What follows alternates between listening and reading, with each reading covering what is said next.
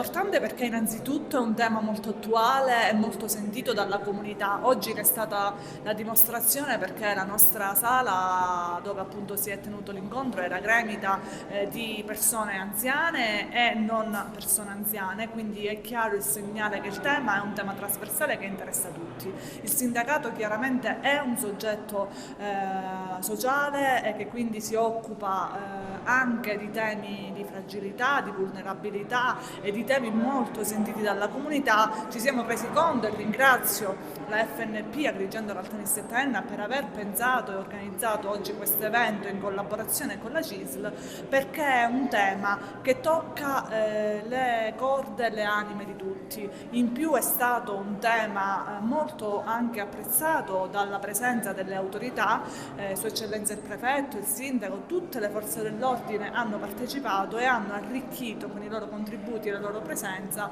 il contenuto dell'evento. Un evento molto importante che speriamo possa ripetersi nel tempo e possa vedere altri temi essere portati alla luce e alla ribalta. Il sindacato, oltre ad essere un soggetto contrattuale, è anche e soprattutto una forza sociale. Noi viviamo i territori e la nostra azione è orientata ad ascoltare i bisogni concreti delle persone. Diamo voce a chi non ha voce, cerchiamo di dare risposte alla comunità, soprattutto in un momento particolare in cui la società vive una precarietà, una fragilità e soprattutto una solitudine sociale. Il ruolo del sindacato è un ruolo importante perché ci permette con la nostra presenza, di essere vicino ai bisogni delle persone e di costruire quella rete sociale, quella rete di comunità che è importante per rispondere appunto a temi importanti come quello di oggi delle truffe, ma anche e soprattutto a tanti altri temi che riguardano le nostre realtà territoriali. Riteniamo fondamentale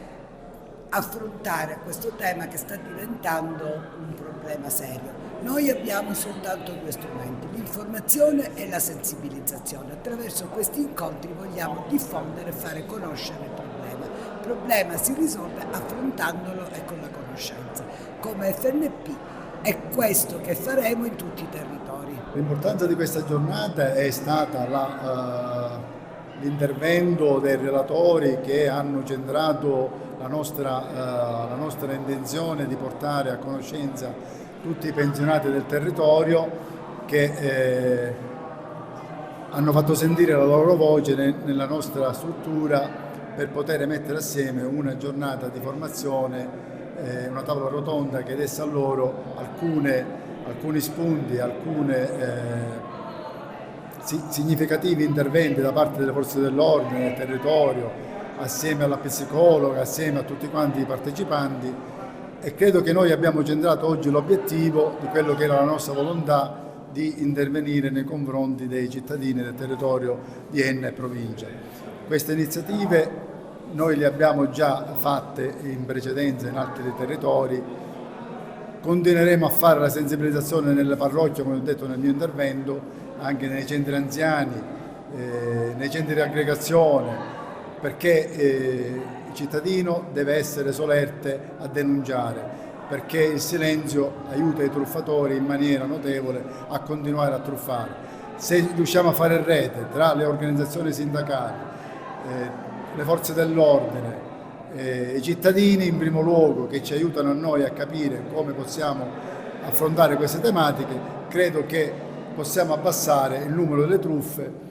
Cosa faremo noi in futuro come segreteria FNP territoriale di Agrigento Caltanissetta e Terre? Faremo delle giornate di formazione specifiche per spiegare a loro l'utilizzo dello smartphone o il cellulare, chiamiamolo come esso sia, per capire quali sono le fake news, quali sono le notizie vere, per evitare di essere truffati in continuazione.